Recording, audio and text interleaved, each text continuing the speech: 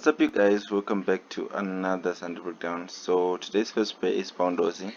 So on a daily time frame, or I'm gonna start with the weekly time frame just to show what we're gonna be looking at on a bigger time frame. So we have this trend line which is acting as resistance from this area from around 2008. We had another touch again in 2015.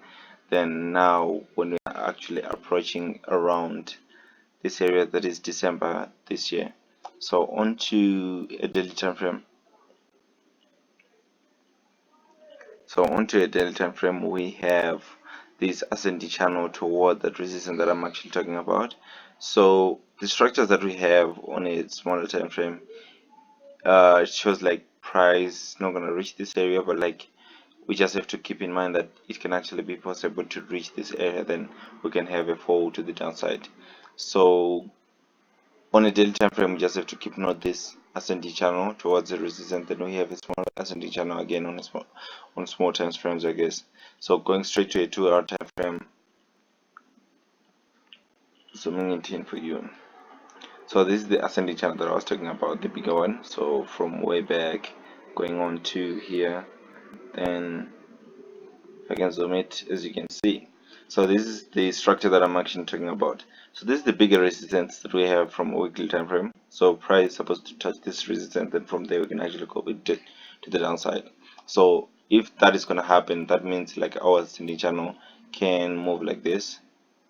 So pretty much these will be our bottoms.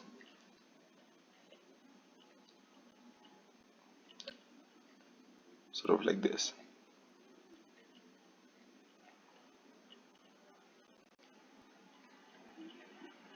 So pretty much these areas will be our bottoms. So with one first bottom, second bottom, third bottom around this area, then we have to have another touch either around this area or prices to extend uh, towards this area. Then from there we can actually come back to the downside. So right now I'm just putting this on a watch list. So if price breaks above this area, then we can actually buy going to the upside, wait till here and see what's gonna happen. If it's gonna extend, then we can have a little bit of preparation from this area going to the downside. So this can take a little bit, pretty much till the 6th of December, so pretty much the end of the week. That's when we can actually see this playing out well. Our second pair is Euro Rand. So Euro Rand, I want to start looking at this area. So around this area, there's sort of like a double bottom. So I wanted to see, like on Friday, I wanted to check like where price is gonna move from here. So this looks like a double bottom. I didn't really look much onto a bigger time frame because like price just consolidated. It's not really moving anywhere. Since it's not following any channel or any pattern.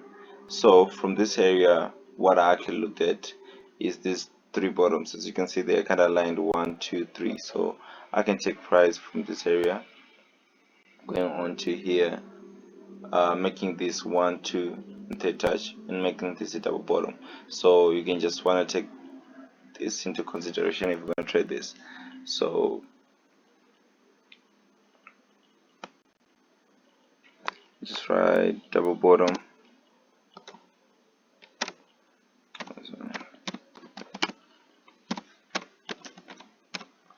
So double bottom over this area, then we have 1, 2, third touch over this area. So if we can actually draw the resistant part of this, this will come out as um, a descending channel toward the double bottom.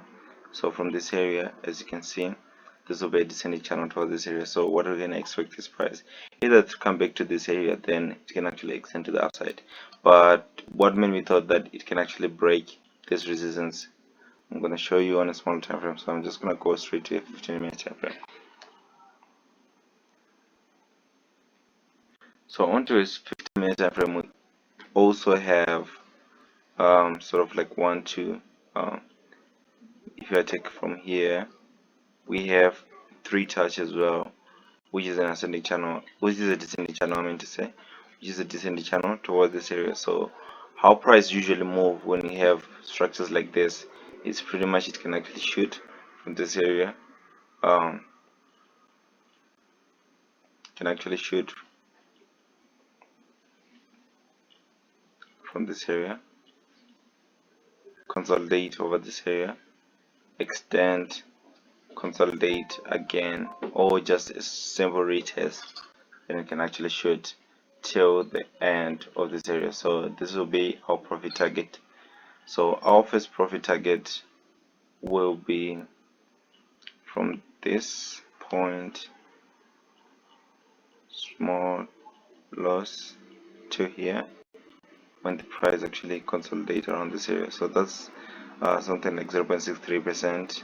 Then from there we can actually take another position from this area uh, to this target, or we can let it extend, but like we have to target this area, consolidate, then we actually take the third position after price consolidate and it actually breaks above here. And from there we can actually extend to here, which is something like 1%. So all in all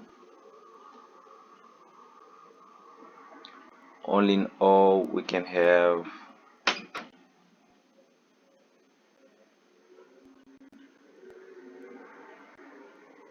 2.3% over the next week, pretty much the next 3 to 4 days that will be coming. So Monday, Tuesday, Wednesday, that's when you can actually accept like when you can expect this kind of returns.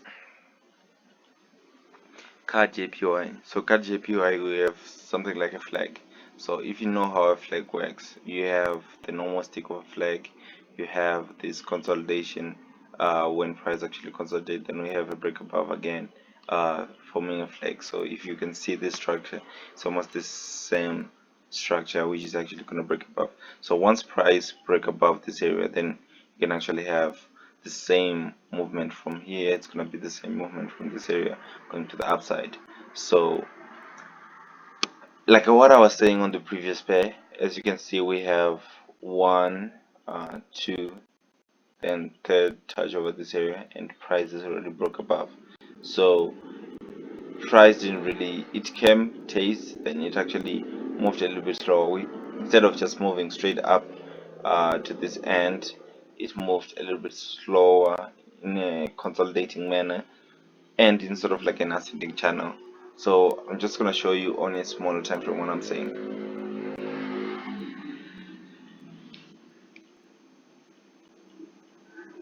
So straight up to the 50 minutes time frame.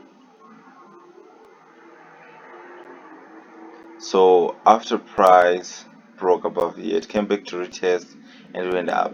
So instead of just breaking above or coming back again to retest, it's sort of like a descending channel so that you can actually move straight forward, like what I showed you on the example of the flag. So on this area, let me just zoom it in. So instead of price just coming back to the downside, went up, coming back again, then it can actually shoot. Instead it moved in this manner. So you have two scenarios that you can actually expect. So you can either take this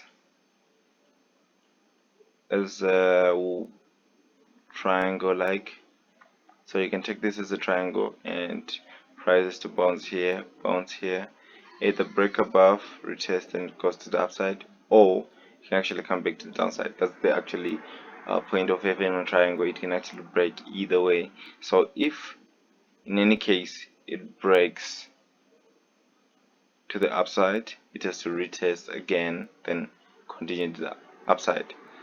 If it takes here, have like 3 touches, like the first touch, second touch, third touch around this area, you can actually come back, retest, come back to the downside. And if I extend this,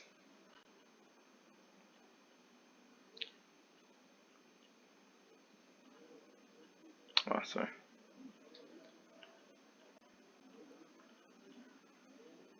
so if I'm to extend this, price can actually move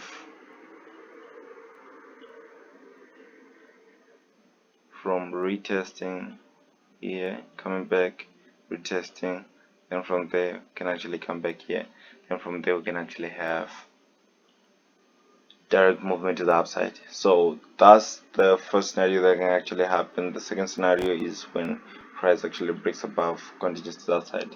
But like the likely scenario that can actually happen is 1 2 they touch over this area and price comes back to the downside, retest here, then we actually go to the upside. So I can wait for price to consolidate here, or I can wait for price to break this, come back here, then we can actually have a price movement um, to the upside. So that's pretty much of what we have this week. I hope you have a good week and I hope you enjoy your week, guys. Cheers.